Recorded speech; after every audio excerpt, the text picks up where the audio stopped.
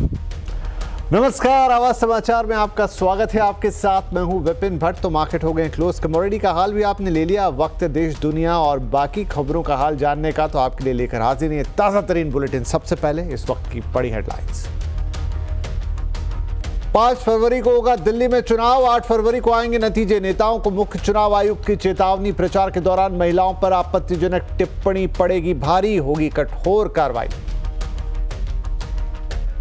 2 दिनों की गिरावट के बाद संभला बाजार। सेंसेक्स और निफ्टी बढ़त के साथ हुए बंद। मिड और स्मॉल कैप में रही खरीदारी। तेल, गैस, मेटल, एनर्जी शेयरों में आज अच्छा दिन।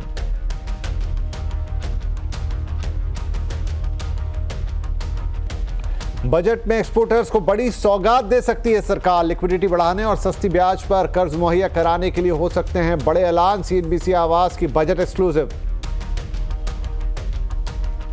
नेपाल तिब्बत सीमा पर 7.1 तीव्रता वाला भूकंप। समाचार एजेंसियों के मुताबिक 50 की मौत, 60 से ज्यादा घायल। बिहार समेत उत्तर भारत में भी महसूस हुए झटके। कनाडा में प्रधानमंत्री जस्टिन ट्रूडो ने दिया इस्तीफा। लिबरल पार्टी का अगला नेता चुने जाने तक पद पर रहेंगे। इधर ट्रंप ने ली चुटकी, कहा अमेरिका में मर्ज हो जाए कनाडा। गृह मंत्री अमित शाह ने लॉन्च किया भारत पोल पोर्टल। अपराध की अंतर्राष्ट्रीय जांच में मिलेगी मदद। देश की सभी जांच एजेंसियां और राज्यों की पुलिस को होगा फायदा। कश्मीर के लिए खास वंदे भारत ट्रेन तैयार। बर्फबारी और -10 डिग्री में भी चलेगी ट्रेन। कोच के अंदर होगी सेंट्रलाइज हीटिंग। जनवरी में ही शुरू हो जाएगा सफर। तो आज की और इस वक्त की बड़ी खबर यह है कि दिल्ली में 5 फरवरी को मतदान होगा। तारीख आ गई है और 8 फरवरी को वोटों की गिनती की जाएगी। नतीजों का ऐलान होगा। आज मुख्य चुनाव आयुक्त ने प्रेस कॉन्फ्रेंस में तारीखों का ऐलान कर दिया है। दिल्ली में चुनाव का नोटिफिकेशन 10 जनवरी को जारी होगा। नामांकन के लिए आखिरी तारीख होगी 17 जनवरी और नाम वापस लेने की आखिरी तारीख 20 जनवरी होगी। मुख्य चुनाव आयुक्त ने कहा है कि राजनीतिक नेता वोटर लिस्ट में गड़बड़ी और ईवीएम टैंपरिंग की शिकायत करते रहते हैं, लेकिन इन आरोपों में कोई दम नहीं है। साथ ही उन्होंने कहा कि चुनाव आयोग पर चाहे जितने आरोप लग जाएं, आयोग अपना काम करता रहेगा। चुनाव के दौरान स्टार कैंपेनर शालीनता का थोड़ा ध्यान रखें। अगर किसी ने महिलाओं के प्रति अपमानजनक टिप्पणी की तो आयोग इस पर सख्त कार्रवाई भी करेगा। ये जो स्टार कैंपेनर्स हैं और जो पॉलिटिकल कैंपेन में जुड़े हुए हैं, उनकी ड्यूटी बनती है कि शिष्टाचार और सभ्यता का ध्यान रखें। कोई विमेन के बारे में कुछ बोल देता है, we will be very very harsh. अगर किसी ने भी, this is our warning to the, मतलब इतना आवेश में ना आए कि महिलाओं के खिलाफ कोई गलत निकल जाए, शायद बच्चों को इस्तेमाल कर लें। We will be really harsh on them. This is our request with folded hands that campaign का स्तर ऐसे न गिराएं जो नॉर्मल वोटर थोड़ा डिस्करेज हो जाए। लेट्स कीप दैट शालीनता इन माइंड।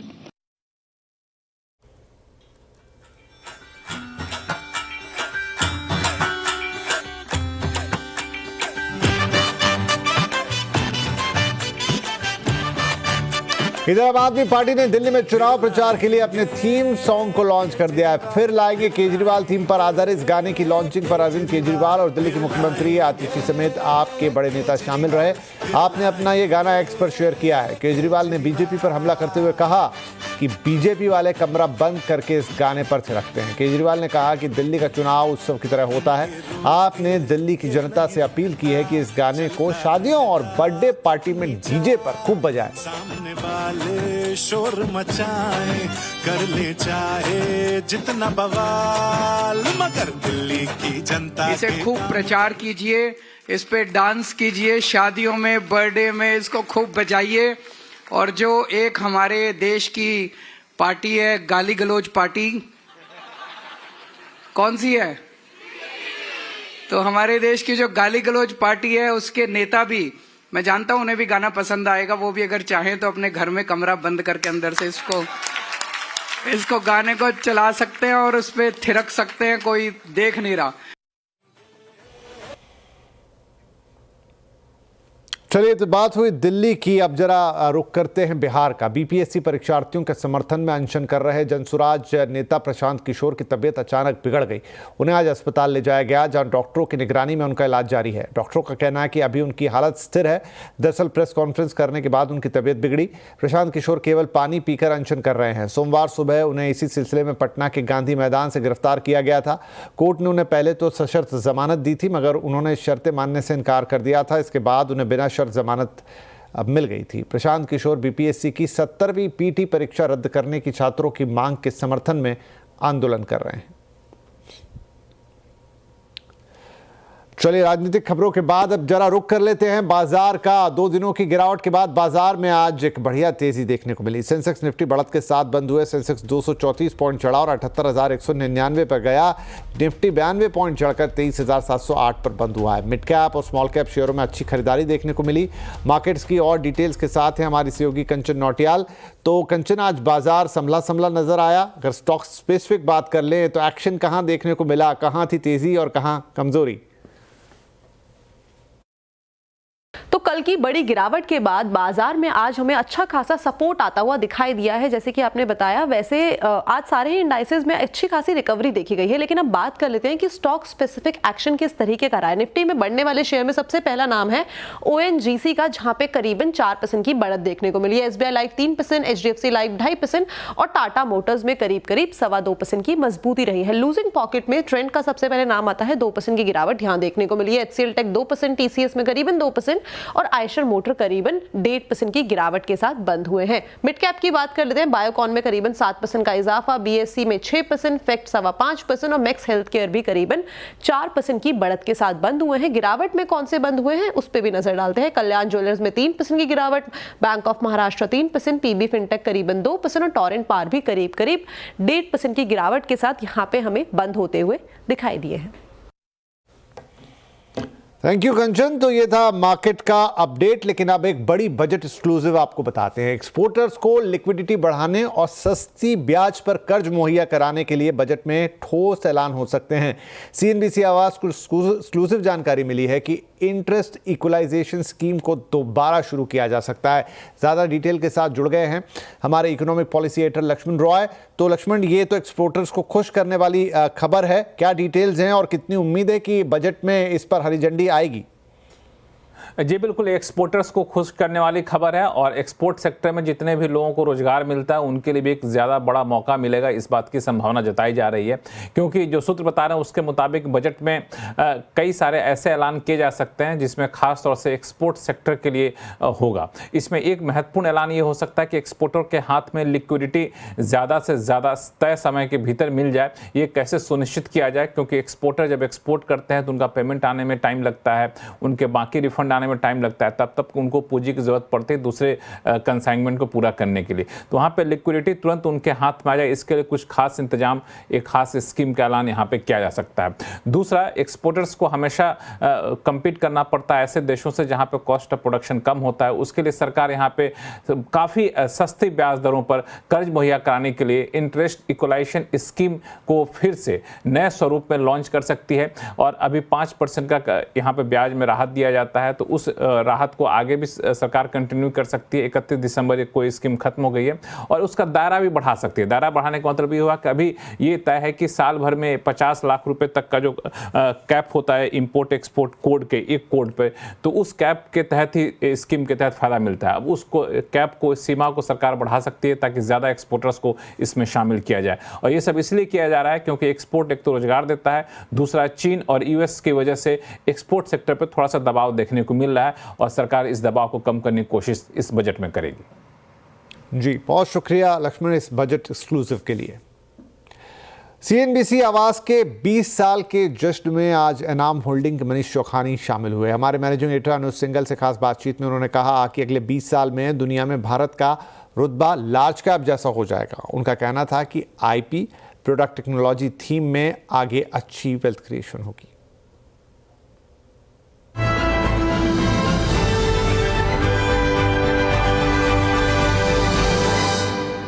निफ्टी का 13% का कैगर है, मिड कैप का उससे थोड़ा ज़्यादा और स्मॉल कैप का उससे भी ज़्यादा। तो मिड कैप का 15% का कैगर है, स्मॉल कैप का 16% है।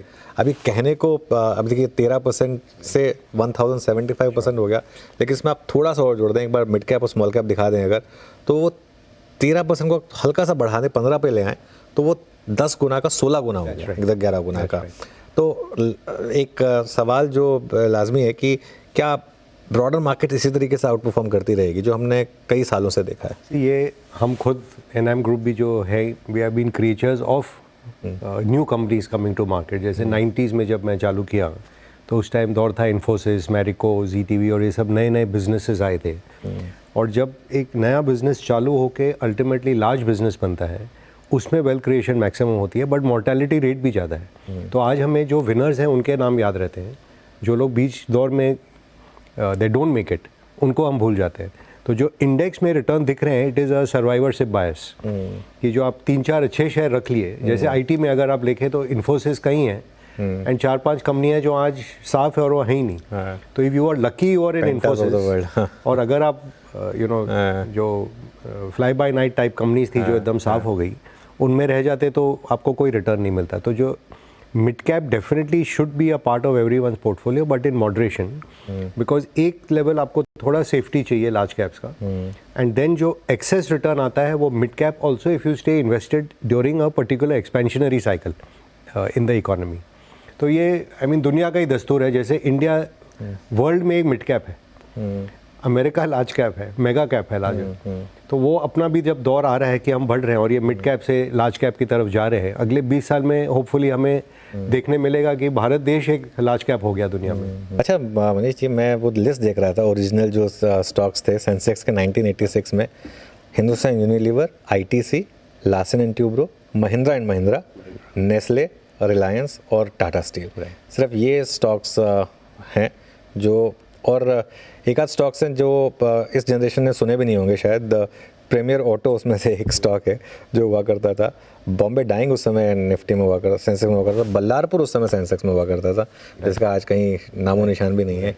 इंडियन रेयन, ये जितने भी नाम मैंने गिनाए आपने सब पीक पे देखे हैं। इनसे क्या गलतियाँ हुई जो अगले 20 साल में आज की ग्रेट कंपनियों को नहीं करनी है? ये हिस्ट्री का लेसन ये है कि आप समय के साथ नहीं बदलते हो, नई टेक्नोलॉजी अडेप्ट नहीं करते हो, तो आप पिछड़ते जाते हो। और ये अपने देश के साथ भी हुआ था। अगर आपको याद है, जब भारतवर्ष 30% वर्ल्ड GDP का हिस्सा होता था और इंडस्ट्रियल रेवोल्यूशन मिस किया, invention of gun powder miss किया, तो मिलिट्री वे में हारे और फिर जो काम करते थे आर्टिजन हार गए मशीन के खिलाफ। फिर जब इंडस्ट्रियल एज शिफ्ट हुआ और IT एज आया, तो हम सबके ऑलमोस्ट IT वर्कर्स बन गए। We were not the inventors of the platform, जो कि आज आप देख रहे हैं अमेरिका में या चाइना में, they are controlling the platforms, कि अमेजोन हो या गूगल हो या माइक्रोसॉफ्ट हो। हमारे इन्फोसिस, TCS ने सब ने काम किया इनके लिए, पर वो प्लेटफॉर्म हम नहीं ओन कर पाए।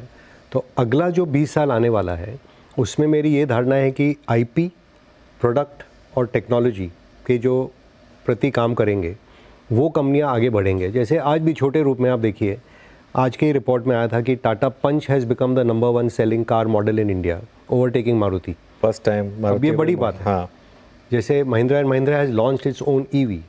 भारत से एक्सपोर्ट आज होता है, जैसे आपको लगे कि बजाज स्कूटर क्या है या बजाज मोटरसाइकिल क्या है, पर ये एक्सपोर्ट हो रहा है, ये इंडियन प्रोडक्ट है, इंडियन ब्रांड को बाहर कैरी कर रहा है। तो एक एक देश जैसे बढ़ता है दुनिया में, पहले आपने देखा जापानीज़ प्रोडक्ट आए, फिर कोरियन प्रोडक्ट आए, अब चाइनीज़ प्रोडक्ट आए। तो अपना भी ये दौर होगा कि हमें जाके दुनिया के साथ जूझना पड़ेगा और वहाँ पे जाके जीतना पड़ेगा। और वही company ultimately market cap huge creation वहाँ होता है। आज भी जो लार्जेस्ट कंपनीज आप देखें, TCS हो या रिलायंस हो, they are playing against the whole world. तो वैसी कंपनियाँ आप निकलेंगी जो समय के साथ बदलें, टेक्नोलॉजी के अहेड रहें, वही कंपनी आगे जाके भी जीतने वाली है।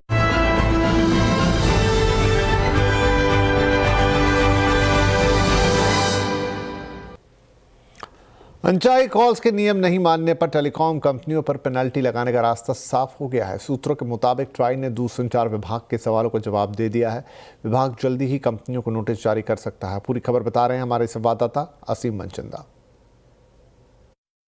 टेलीकॉम रेगुलेटर ट्राई की तमाम कोशिशों के बावजूद अनचाही कॉल्स उपभोक्ताओं के मोबाइल की घंटी बजा रही हैं। इसको लेकर के ट्राई ने सख्ती करने की भी शुरुआत की।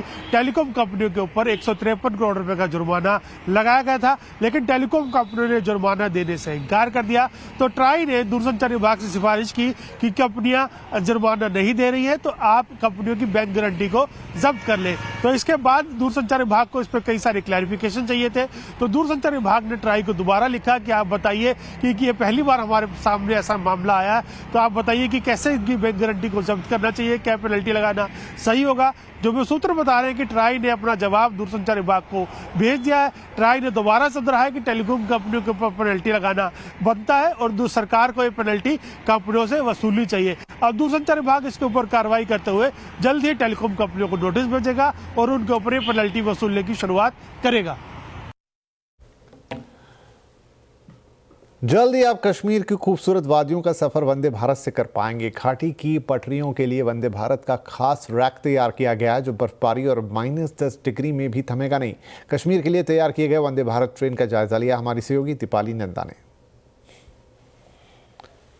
इस वक्त मैं उसी वंदे भारत के कोच में मौजूद हूं और ये जगह जो आप देख रहे हैं ये लोको पायलट का केबिन है। यहीं से ही पूरी वंदे भारत को चलाया जाएगा और यहाँ पर खास तौर पर इंतजाम किए गए हैं कि अगर बर्फबारी के बीच में ये वंदे भारत चलती है तो लोको पायलट को किसी भी तरह की दिक्कत ना हो। इसके लिए यहाँ पर आप देख सकते हैं जो विंडशील्ड है और जो वाइपर्स हैं इसमें भी जो पूरी शील्ड में एक माइक्रो ब्लेडिंग की गई है, पतली पतली तारें लगाई गई है जिसके चलते जो ये पूरी स्क्रीन है, ये जो विंडो है, इस पर बर्फ नहीं जमेगी। सिटिंग अरेंजमेंट की बात की जाए तो ये अभी जो मौजूदा वंदे भारत ट्रेन है उसी के हिसाब से है, लेकिन चूंकि कश्मीर की बात की जा रही है, पहाड़ों की बात की जा रही है, बर्फबारी की बात की जा रही है, तो इसी स्थिति में ये जो चैलेंज है उसमें यही कि यात्रियों को कोई असुविधा ना हो तो यहाँ पर सेंट्रलाइज्ड हीटिंग की व्यवस्था की गई है। यही इस वंदे भारत कोच की खासियत है कि इस पूरे कोच में बाहर तापमान चाहे माइनस में हो लेकिन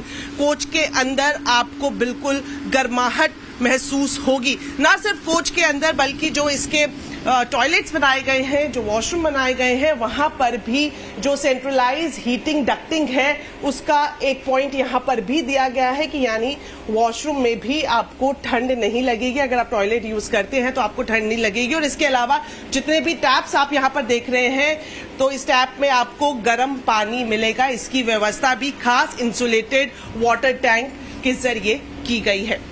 तो वंदे भारत कोच से बाहर अब हम आ गए हैं और मैं आपको दिखाने जा रही हूँ इस ट्रेन की सबसे बड़ी खासियत कि आखिर किस तरह से ये ट्रेन -10 डिग्री में भी पूरी तरह से ऑपरेशन कर पाएगी और इसके पीछे कौन सी टेक्नोलॉजी है। तो आप देख सकते हैं यहाँ पर ये जो वाटर टैंक लगाया गया है ये सिलिकॉन हीटिंग पैड्स जो कि 1800 वॉट के हैं उससे लैस ये वाटर टैंक है और ये जो हीटिंग पैड्स हैं यहाँ पर इसका भी इस्तेमाल किया जाएगा बायो रिटेंशन टैंक्स के लिए और साथ ही साथ जो सेल्फ रेगुलेटिंग हीटिंग केबल्स हैं उसके मदद से जो बर्फ जम जाती है वो नहीं जमेगी और आसानी से ये ट्रेन संचालन कर पाएगी। तो कश्मीर घाटी के लिए ये रेक बनकर तैयार हो चुका है और जानकारी दी जा रही है कि इस महीने के आखिर या फिर अगले महीने की शुरुआत तक इसे कश्मीर घाटी के ट्रैक्स पर उतारा जा सकता है।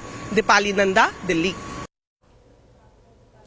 गृह मंत्री अमित शाह ने आज सुरक्षा और जांच एजेंसियों के बीच समन्वय के लिए भारत पोल पोर्टल लॉन्च किया। ये पोर्टल भारतीय एजेंसियों को इंटरपोल के जरिए अपराध के अंतर्राष्ट्रीय अनुसंधान में मदद करेगा। ये पोर्टल भगोड़ों के खिलाफ रेड कॉर्नर नोटिस जैसे कदम उठाने में मदद करेगा।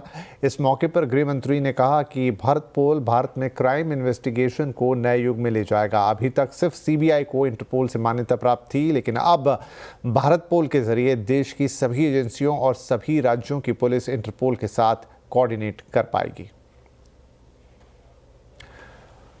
तिब्बत नेपाल सीमा पर आज 7.1 तीव्रता वाले भूकंप के झटके से बिहार समेत उत्तर भारत के कई हिस्सों में इसे महसूस किया गया। समाचार एजेंसी AFP के मुताबिक तिब्बत में इस भूकंप से कम 50 लोगों की जान गई है और 60 से ज़्यादा लोग घायल हैं। भारत में भूकंप से किसी तरह का कोई नुकसान नहीं है।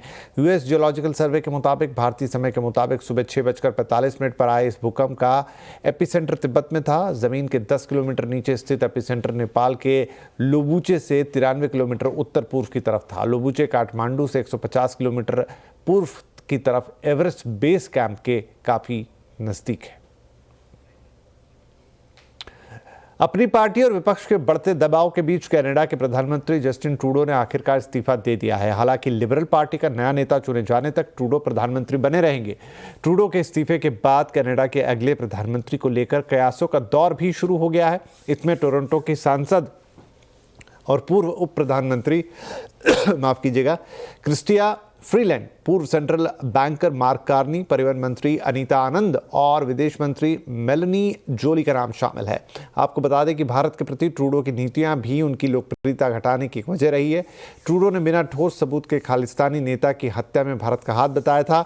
साथ ही हाल ही के दिनों में कनाडा में भारतीय छात्रों की मुश्किलें भी काफ़ी बड़ी थीं। उधर जस्टिन ट्रूडो ने इस्तीफा दिया। इधर अमेरिका के प्रेसिडेंट इलेक्ट डोनाल्ड ट्रंप ने अमेरिका में कनाडा के विलय का प्रस्ताव भी दे दिया। दरअसल ट्रंप ने कनाडा के उत्पादों पर 25% ड्यूटी लगाने की चेतावनी दी थी। अब ट्रूडो के इस्तीफे के बाद ट्रंप ने सोशल मीडिया पर लिखा है कि अगर कनाडा का अमेरिका में विलय हो जाता है तो कोई टैरिफ नहीं लगेगा, टैक्स बहुत कम हो जाएगा और उन्हें रूसी और चीनी जहाज़ों के खतरे से पूरी तरह से सुरक्षा मिल जाएगी और लगातार उन्हें जो घेरे रहते हैं। उन्होंने आगे कहा कि वो मिलकर हम एक महान राष्ट्र बनेंगे।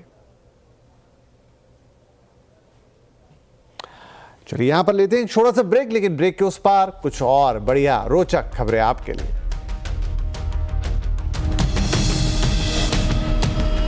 CES 2025 में म्यूजिकल लवर्स के लिए लाइबर लाइव C1 दुनिया का पहला स्ट्रिंगलेस स्मार्ट गिटार लॉन्च हुआ है। इस हाईटेक का फोल्डेबल स्मार्ट गिटार के फीचर्स और कीमत क्या हो सकते हैं, चलिए हम शिबानी से सुन लेते हैं।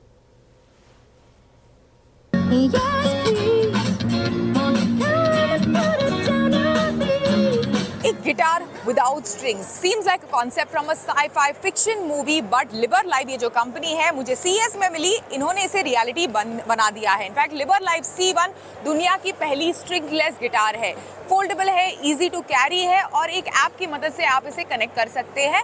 ट्रेडिशनल गिटार की जो डिजाइन है उससे हटके है। स्ट्रिंग्स की जगह पर टैक्टाइल सेंसर्स है जिसे आप प्ले करने में मदद कर सकते हैं। प्रेशर और मूवमेंट को रिस्पॉन्ड करते हैं ये। इनफैक्ट यहाँ पर 2 पैडल्स दिए गए हैं जो रिस्पॉन्ड करते हैं to the amount of pressure that you apply by flicking them, creating a more dynamic and expressive playing experience. $799 में इनफैक्ट कंपनी ने इसे लॉन्च किया है। फिलहाल इनफैक्ट डिस्काउंट चल रहा है क्योंकि ग्लोबल लॉन्च इनका जारी है। एंड देन एक और चीज आपको बता दूं कि आपका सवाल होगा किस तरह से चार्ज कर सकते हैं। यहाँ पर टाइप C दिया गया है चार्जिंग के लिए।